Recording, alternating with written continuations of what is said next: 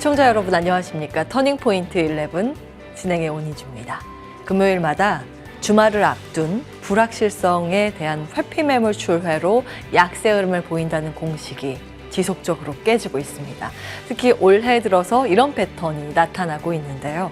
어제에 이어서 오늘 우리 지수의 상승에 힘을 더해주는 건 엔비디아 플러스 다음 주 월요일에 정부 정책 발표를 앞둔 기대감, 기업 밸류업 프로그램 발표를 앞두고 저PBR주에 또다시 메이저 주체 순매수가 유입된 영향을 받아서 양지수가 나란히 상승세를 시현하고 있습니다.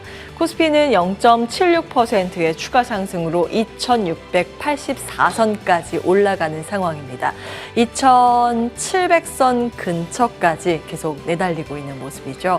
연중 최고치 연속 경신하는 상황입니다. 코스닥 지수가 장 초반에는 잠깐 흔들리는 듯 했으나 일부 바이오주의 힘으로 상승으로 방향을 틀고 있습니다. 전거래일 대비했을 때 0.5%가량의 반등 시도하면서 874선 부근에서 방향성을 탐색하고 있습니다. 수급 보시면요. 장 초반에 외국인이 소폭의 순매수를 기록하고 이후에 순매수 규모가 점차 확대되고 있습니다. 현재 유가증권 시장에만 외국인이 1,000억 원 이상 사자세를 보이고 있고요. 코스닥 시장으로 좀 자리를 옮겨볼까요? 여기에서는 외국인이 팔자세를 기록하고 있습니다. 단기간 올랐었던 종목에 매도 물량을 쏟아내고 있는데요. 900억 원의 매도 우위, 그러나 지수를 끌고 가고 있는 건 개인입니다. 2,000억 원의 순매수 포지션 잡히고 있습니다. 이 시각 현재 외국인이 어떤 종목 담아갈까요? 반도체 종목은 여전히 사랑을 주고 있는 상황입니다. 어제도 외국인 순매수 1위 종목이 SK 하이닉스인데 오늘도 1위에 이름을 지속적으로 올리고 있습니다. 엔비디아 실적이 잘 나온다. 엔비디아의 GPU 옆에 붙어있는 D램인 HBM을 판매하는 쪽이 SK 하이닉스죠. 이런 연결고리로 외국인은 지속적으로 반도체 편에 그 안에서도 하이닉스를 장바구니에 담아가고 있습니다. 이 밖에 오늘 삼성물산, SK, 현대차, 삼성화재, 신한지주 공통점 뭘까요? 현대차 EUB까지요. 저PBR주 다음 주 월요일에 밸류업 프로그램 발표를 앞두고 연관도가 있는 종목 중심의 장바구니 포트 편입을 하고 있는 상황입니다. 타이거 200은 지수에 베팅을 하고 있죠. 전체적으로 외국인은 우리 시장 지수 상방에 베팅하고 있음을 확인해 볼 수 있습니다. 기관 전체적으로 매도 포지션 쪽으로 가닥은 잡고 있지만 그 안에 사고 있는 종목에 큰 줄기가 하나 있는데요. 여기도 마찬가지로 저PBR주 굉장히 많이 포진되어 있습니다. 신한지주, 하나금융지주, 지주사가 많죠. 금융권입니다. KB금융, 현대모비스, 삼성생명 등을 담아가고 있습니다. 정책 발표 세부한 기대감이 실려있는 그런 모습이고요. 그 밖에 한국전력도 저PBR주에 포함이 되죠. 대표적인 공기업입니다. 그 밖에 알테오젠이 좀 눈에 띄는데요. 의미심장하죠. 알테오젠의 긍정적인 실적 기대감도 있고 또 한편으로는 패시브 자금 성격도 유입되고 있습니다. 지금 거래대금 상위 1위에도 알테오젠이 포진이 돼 있죠. 개인의 순매수도 집중되고 있는 상황입니다. 그 밖에 거래대금 반도체 투톱에도 집중이 되고 있고 오늘 화려하게 시장에 입성한 E8도 4위에 이름을 올리고 있습니다. 특이하게 5위에는 레버리지, 6위에는 인버스입니다. 상방 베팅, 하방 베팅 양쪽 포지션에 거래 대금이 모두 집중되고 있다는 아이러니한 흐름이죠. 아직까지는 다음 주가 되고 3월 증시로 넘어가게 되면 방향이 어느 쪽으로 나오게 될지 모른다라는 그런 불확실성 심리도 자리하고 있음을 확인해 보실 수 있습니다. 디자인 하우스 쪽이죠. 가온칩스와 에이직랜드 추가 상승이 나오고 있는데 거래 대금도 집중되고 있는 상황입니다. 패시브 한번 볼까요? 계속해서 페닷괴 시리즈를 체크해 드리고 있습니다. 5월 MSCI 편입 후보군 중에서 어제 시세 급등이 나왔던 쪽이 알테오젠과 현대 로템인데 오늘 폭발적인 시세가 알테오젠으로 더 집중이 되고 있는 양상입니다. 시가총액과 유동시총 어제 종가 기준으로 다시 계산해서 업데이트 해드리고요. 알테오젠은 개별 이슈도 좀 있죠. 머크와 라이선스 계약 변경 공시가 어제 나왔습니다. 어제 시장에서 굉장히 뜨거운 주목을 받았던 이슈이기도 한데요. 정맥 주사에서 피하 주사로 변경하는 기술 수출 계약인데 이번에 비독점 계약에서 전 세계 독점권 부여 계약으로 다시 변경을 했습니다. 계약금도 추가적으로 좀 미세 조정이 있었고요. 이 소식이 들리자 어제 장 초반에는 세로 뉴스로 알테온의 주가가 급락을 하다가 이후에 추가 매수가 유입이 되면서 거의 위아래 변동성이 한 20% 이상 나는 그런 기염을 토했습니다. 결국에 종가는 플러스 마감이었는데 오늘은 그에 더 큰 시세가 나면서 거의 폭등하는 시세가 연출되고 있는데 지금이라도 늦지 않은 건지 잠시 후에 투자 의견 받도록 하겠습니다. 오늘 두루두루 볼만한 섹터들이 많습니다. 자리 옮겨서 투자 의견 여쭈도록 하겠습니다.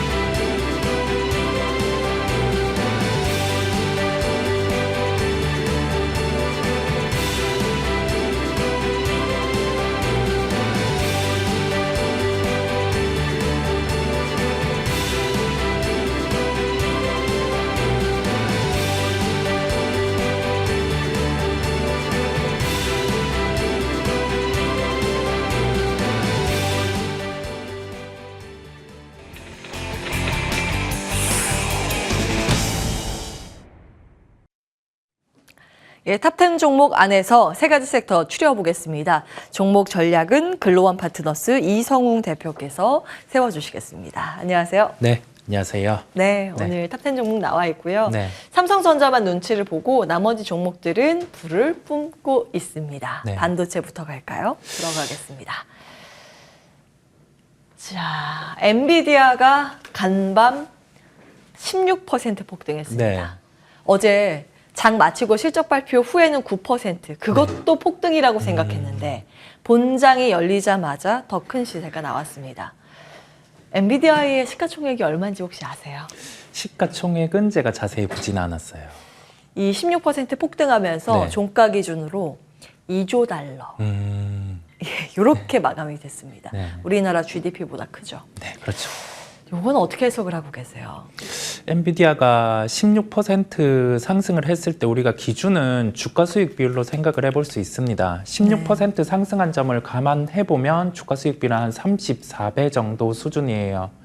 이 정도 수준은 그 HBM 쪽에서 핵심적인 장비, 뭐 본딩이라든지 검사 장비 업체들이 받고 있는 멀티플보다는, 즉 주가 수익 비율보다는 낮은 상황입니다. 그러면 우리가 연결해서 생각을 할 점은 SK 하이닉스가 지금 주가 수익 비율이 어느 정도 거래가 되고 있을까요? 한 14배 정도 수준입니다. 그랬을 때 우리가 엔비디아의 그 확장성, 그 HBM 쪽을 환산을 해봤을 때 SK 하이닉스 시가총액 기준으로는 20조 정도까지도 상승이 가능하다는 점이 나옵니다. 그런 부분을 종합적으로 봤을 때 가격을 환산해 보면 한 20만 원 정도까지는 하이닉스도 상승이 가능하다라는 점이 이론적으로 도출이 됩니다.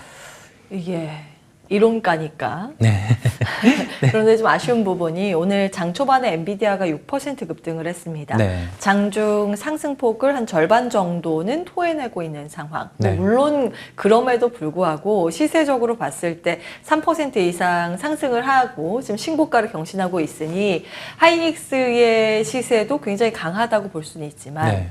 여기서 드는 고민은 음봉을 보이고 있는 하이닉스를 참고했을 때 반도체주를 욕심 버리고 이제는 놓아줘야 할 때가 된 것인가, 추가 매수, 추격 매수 자제해야 되는 때가 된 것인가라는 고민이거든요. 어떤 의견 주시겠어요?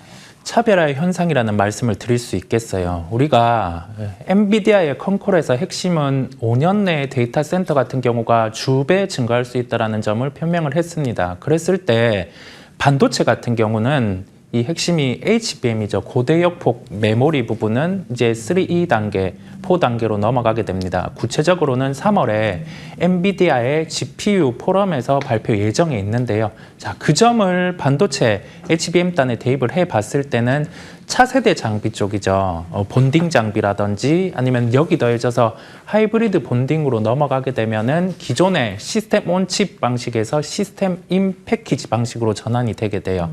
층수를 쌓아야 되기 때문이거든요. 예. 그러면 여기에서는 검사 장비 쪽이 강조가 되게 됩니다. 그렇군요. 예, 그렇다 보니까 우리가 무작정 종목들이 강하다고 해서 접근할 게 아니라 여기에서 핵심이 될 수 있는 본딩 장비, 검사 장비 쪽을 집중할 필요가 있겠고 예. 그랬을 때는 다시 기본으로 돌아오게 되네요. 후공정이네. 한미반도체. 후공정, 한미반도체 본딩이죠. 그렇습니다. 예. 네. 대표적인 뭐 한미반도체 같은 경우가 이제 시가총액 10조 정도 타겟까지 열리게 된다라는 말씀을 드릴 수 있겠습니다.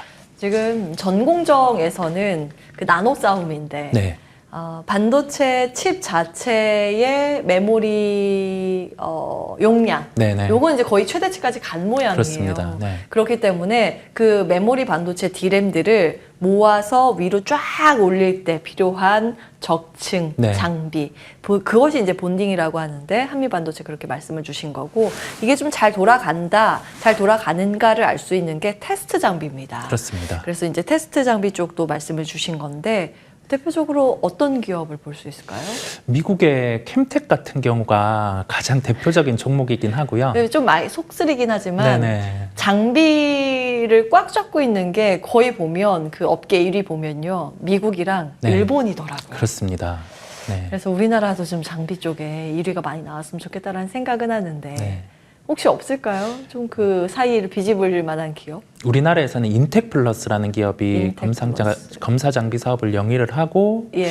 지금 여기에서 최근에 그 삼성전자 같은 경우가 본딩 방식을 일컬으면서 MUF라는 그 소재 같은 경우를 도입하겠다 했어요. 몰디드 언더필. 그렇습니다. 예. 그랬을 때 중요한 방식이 뭐냐라고 하면은 여기에서 그 이제 후공정단에서 중요해지는 장비, 뭐 리플로우 장비라든지 그런 방식들이 있어요. 거기에서 하나의 핵심 역할을 하는 장비가 우리 또 인텍플러스 부분이 있다 보니까 네, 거기에서 동반으로 좀 부각이 가능할 것으로 예상이 됩니다. 예. 멀티플이 높았어요.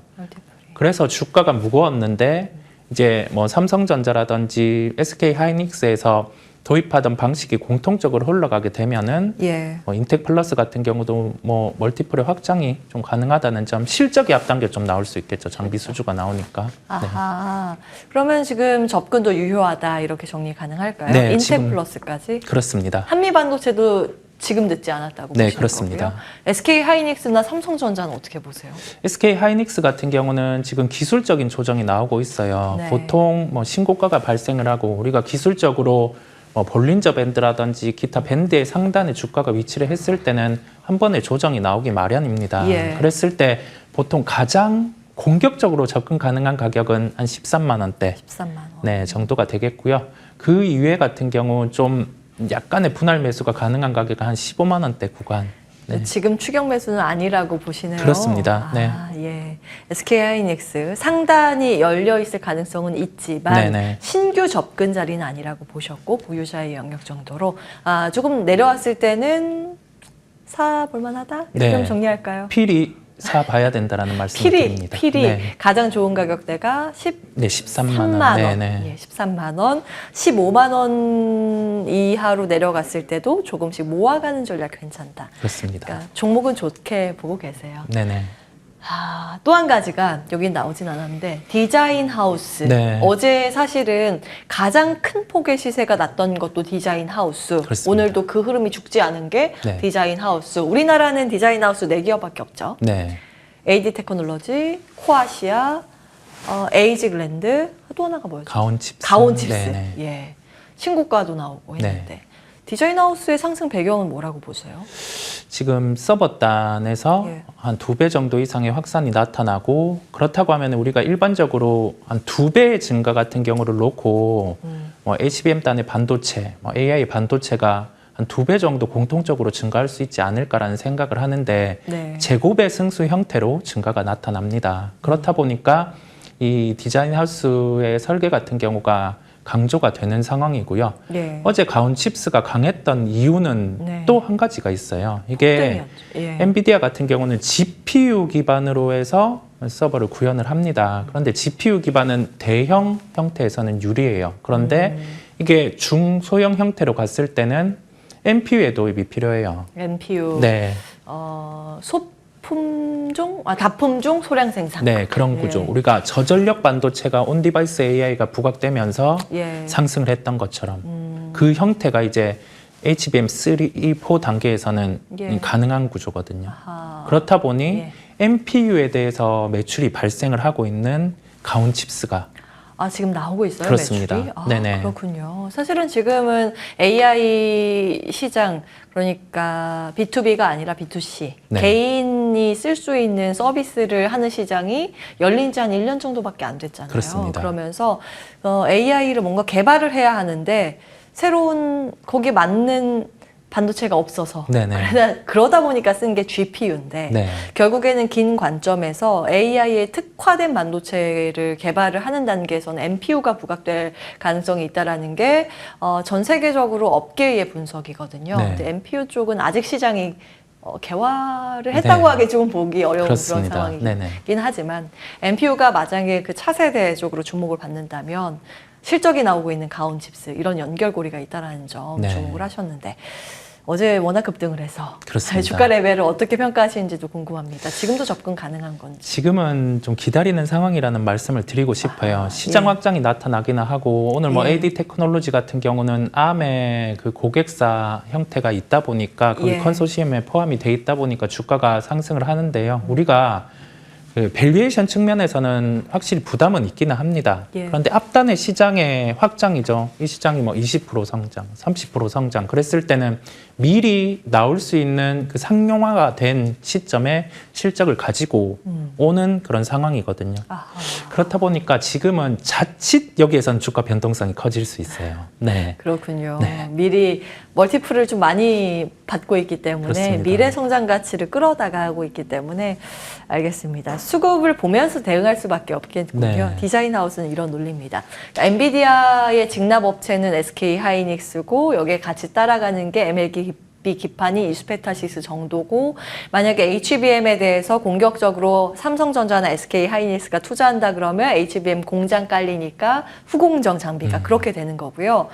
그 디자인 하우스는 좀 결이 다르죠. 그렇습니다. 완전히 다르죠. 네네. 사실은. 그 지금 엔비디아가 TSMC한테 설계도를 줘서 TSMC가 GPU를 만드는 구조인데 그 사이에 다리 역할을 하는 게 디자인 하우스입니다. 그래서 사실은 가장 최대를 수혜받는 쪽은 대만 쪽에 TSMC 중심으로 디자인 하우스고 우리나라는 삼성전자가 조금 더 힘을 내줘야 그렇습니다. 디자인 하우스가 같이 움직이지 않을까라는 생각도 듭니다. 뭐 에이징랜드가 TSMC 쪽으로 디자인 하우스 하고 있는데 그럼 에이징랜드 볼까요? 에이징랜드 같은 네. 경우도 지금 좀 주가가 빠르기는 했습니다. 미리 슈팅이 나온 네, 거예요. 미리 슈팅이 나왔다 보니까 우리가 많은 투자자분들께서 주가가 시세가 날 때 추격을 하고 싶으실 때가 있을 거예요. 예. 그랬을 때는 실적의 기준을 기본의 기둥으로 한번 보실 필요가 있고 여기에서 시장의 확장세죠. 이 시장이 연간에 어느 정도의 성장이 가능한지 그 부분은 추정한 그 글로벌 업체들이 있습니다. 그걸 연환산으로 대입을 해보면 어느 정도의 주가가 상승이 가능한지가 기본으로 나오거든요. 근데 이 부분은 기본의 측면에서 말씀을 드리는 거고요. 그 이상의 슈팅은 중심이 되는 기업이죠. 글로벌 아하. 시장 점유율의 1위를 가진 기업들 같은 경우에 컨퍼런스에서 또 유출을 해볼 수 있어요. 그 부분을 유추해 봤을 때 에이징랜드 같은 경우도 주가가 조금은 목에 차 있다는 말씀을 드릴 수 있겠습니다. 저 이수페타는 왜 이렇게 약할까요? 지혜영님께서 채팅창에 올려주시는데 간략하게 코멘트 주신다면요. 보통 1분기가 비수기 형태입니다. 그렇다 보니까 그래요? 급하게 여기에 대해서 시장 참여자들이 접근은 하지 않는 구조고요. 아하. 주가가 박스권 형태가 나타나고 있는 상황이에요. 박스권 예. 하단에서는 이 종목 같은 경우도 매수가 가능해요. 왜냐하면 1분기가 보통 실적이 비고 이제 2, 3분기부터 붙어 들어가는 구조다 보니까 2분기 얼마 안 남았는데요. 그렇습니다. 예, 그래서 그러면 지금부터 약간의 주가의 속도 차이라는 말씀을 드립니다. 근데 1분기가 왜 비수기예요? 보통 이게 발주 같은 경우가 가을 이 형태에서 많이 나와요. 예. 그래서 이 가을의 형태가 나오고 그리고 나서는 좀 수주가 빕니다. 예. 그게 1분기에 비는 네, 거예요? 1분기에 좀 비는 특성이 있다 보니까 예. 이번에는 좀 그런 영향이 있었어요. 네. 2분기가 4월부터 시작이니까 그럼 3월에 좀 주가가 바닥을 형성한다 그러면 접근 전략 이렇게 주시는 거죠? 그렇습니다. 이수페타시스 네. 괜찮대요. 여기까지 하겠습니다. 자, 다음 볼까요? 오늘 뭐 정말 궁금한데 알테오젠, 셀트리온, 바이오 가겠습니다. 알테오젠 어떻게 보세요? 알테오젠은 사실은 이 계약 체결 의미 부여할 만한 사이즈죠. 아주 강합니다. 이거 정말 의미가 네. 있는 내용이잖아요. 네. 좀 자세히 풀어주세요. 기존의 계약에는 머크라고 직접적으로 명시가 된 적이 없었고 이게 처음으로 공지가 난 거죠. 네, 기대했던 부분은 직접적인 로열티가 얼마인지 명시해주는 부분이었는데 그게 나타나지는 않았어요. 그런데 이 계약에 대한 변경이 나타났다는 점이 가장 고무적이라는 말씀을 드리고요. 총 마일스톤 같은 경우가 1조 4천억 정도가 됩니다. 여기에서 상업화, 로열티까지 더해졌다는 점이고 기본적으로 이제 머크의 매출, 전체 매출액의 한 40% 정도의 기여도를 가지고 있습니다. 그랬을 때 한 3% 로열티 기준으로 환산을 하면 기본 주가 같은 경우는 한 12만 원 정도까지 상승이 가능한 구조라는 말씀을 드리고요. 예. 그다음에 이 계약 구조를 놓고 예. 추정을 해봤을 때는 시가총액 기준 한 10조 정도, 지금이 한 7조 정도, 7조 6천억 정도로 거래가 되고 있거든요. 예. 기본 10조 정도는 또 상승이 가능합니다. 그렇다 보니까 보유하고 계신 분들은 매도를 안 하셨으면 좋겠고요. 예, 여기서 흔들리면 안 된다. 네, 예. 신규 매수도 충분히 고려가 가능하다는 말씀까지 함께 올립니다. 이 기술이 정말 그 제형 변경이잖아요. 그렇습니다. 정맥 주사에서 피하 주사로. 네. 그러니까 아이고 이 주사를 맞을 때 혈관을 찾아서 맞아야 되는 걸 네. 그냥 이제 팔 주사나 엉덩이 주사나 이렇게 쉽게 맞을 수 있게 하는 그 제형 변경 기술을 가지고 있는데 그 내용입니다. 계약 체결. 이제 긍정 평가를 머크에서도 한 거고. 그렇습니다. 한번 보겠습니다. 길게 보겠습니다. 지금 급등을 이틀째 하고 있는데 여기서 아직 마음 흔들리면 안 된다고 네. 보셨고 신규 접근은 어려울까요? 신규 접근 같은 경우도 일부 하셔도 됩니다. 신규 접근도 조금은 네, 그 정도로 강력하게 보세요. 네 그렇습니다. 네. 알겠습니다. 자, 그러면 알테오젠 그리고 나머지 오늘 특히 뭐 치매 관련, 뭐 암 관련 기업들도 일부 굉장히 시세가 좋죠. 4월 달인가요? 5월 달에 미국 암학회 AACR 예정이 돼 있는데 그게 항암 규모로는 3대 안에 들어가는 그렇습니다. 그 규모를 자랑합니다. 그러면 이제 바이오의 계절이 다시 온 걸까요? 우리가 네. 여기에서 이번에 알테오젠이 주가 상승이 가능했던 부분이 계약 변경 부분이에요. 그 다음에 HLB 주가가 강한 이유는 FDA 승인이 가능하다는 점을 데이터로 보여줬습니다. 그러면 이와 가깝게 지금 나타날 수 있는 부분의 기업을 찾아볼 필요가 있겠죠. 유한양행 같은 경우가 랭라자 이 부분을 얀센의 리브리란트와 병용해서 이제 데이터가 곧 나옵니다. 우선 심사를 받는 경우를 감안해 보면 한 8월 이전까지는 결과가 나올 것 같아요. 그런데 기존의 이 수치들을 봤을 때는 이 우선 심사의 가능성이 높습니다. 그렇다 보니까 좀 우리가 실제 데이터가 긍정으로 나올 수 있고 신속 심사가 나올 수 있는 구조를 갖추고 있는 기업들이겠죠. 유한양행이나 오스코텍 같은 경우를 좀 보시는 게 나아 보입니다. 유한양행, 오스코텍, 증권사에서 바이오 뭐 긍정 평가 나올 때 꼭 꼽히는 종목이기도 한데 이렇게 해서 알테오젠까지 세 종목 눈여겨 보겠습니다. 글로원 파트너스 이성웅 대표와 함께했습니다. 말씀 고맙습니다. 네, 감사합니다.